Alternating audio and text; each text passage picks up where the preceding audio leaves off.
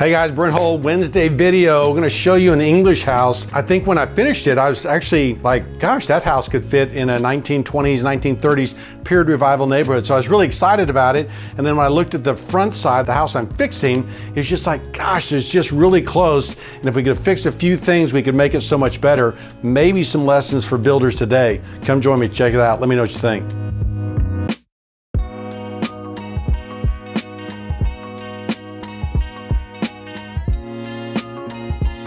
Okay guys, so as well as the last English video, we have a mix of materials here. I mean, this is a house that's close. There's a bunch of things that it's kind of almost there, and if they had just picked the right materials or done a few different things, this house could have been really good. Some things that bug me, okay? The mix of bricks and stone and stucco, okay? I hate this stone, the way they've laid it up.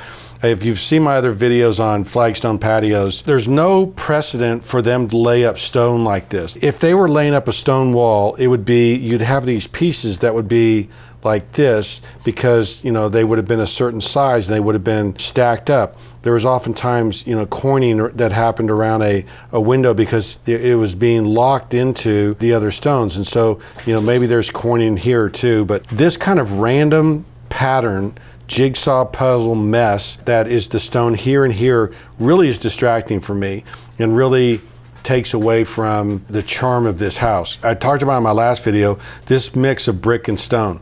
Now look, the brick inside of here, inside these Tudor beams, is very appropriate. They've got this herringbone pattern in here, which is really pretty and looks good. So, I mean, just that piece right there is good. You know, and I'm like, yeah, that's really encouraging. But, you know, why did you do this? So if I just showed you this bottom part, there's nothing English there. That's new house, right? This little piece is just a new house thing. So it's giving up on some of the great details before you give them a chance to really shine. And so the other thing that's happening here is that you have, you know, this little box coming out. Why? You know, this thing is overpowering. I'm not sure why this window goes up to here, but this window is down here. This piece, again, there's opportunity here. This whole thing right there, that's just new house. There's nothing English. That's just, you know, McMansionville and, you know, them kind of throwing materials together to make it look interesting. What I'm going to do is I'm just going to take each part and piece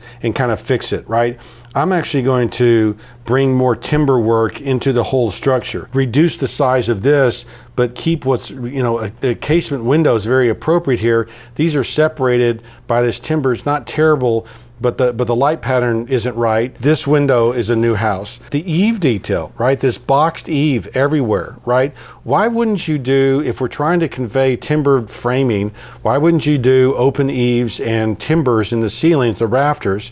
And so I'm going to play around with the scale. I'm going to fix these, you know, new house pieces, and I'm going to try to take it back to kind of that historic styling. So what I did was basically, you know, change the door, right? And so they've got that new door again. This is, I brought it up in my last video. A few of you commented on it. We don't want to go to the door store and pick out a new door. We need something that conveys this period design that what we're going after. And so you'll notice that I have really just, I've changed that double pair new house window into a triple casement, okay? So this kind of grouping of casement windows, which is more appropriate than a bad double hung. Casements are more typical of this style, so I've gone with the casement window there. I've brought the timbering into other areas. Like I really like the timbering here.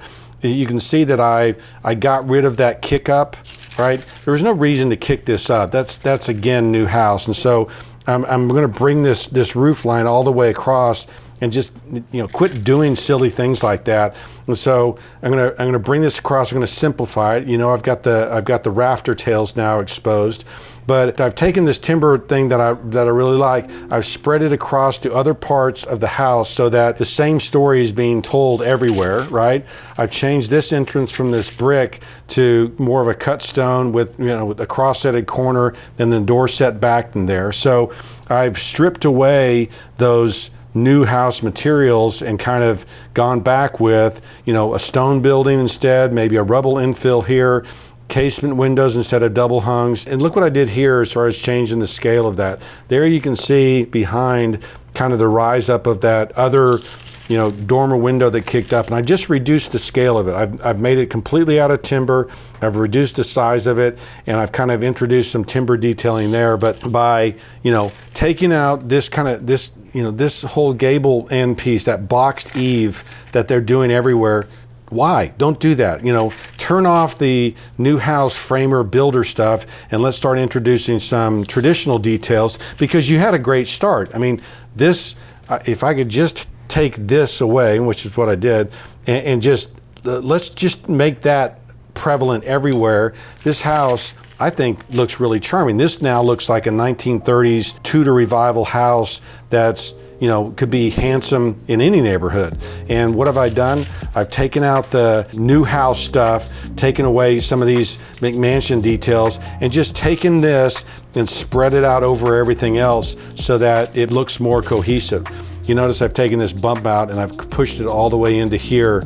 I just don't want these bumps and bruises on our houses. I'm trying to simplify it so that, we've got a lower gable end here, this kind of larger thing that identifies the entry, and then simplify the roof line so that it all makes sense. But I like this now. I think that's a really handsome house. I think it turned out really good, and I've just changed a few of those details and a few of those elements, and I think it works. Okay guys, what did you think? Do you like the change? Thumbs up, thumbs down? Be sure to comment, let me know what you think. I read all the comments. Love to know what you guys like and don't like. I'm Brent Hull, thanks for watching.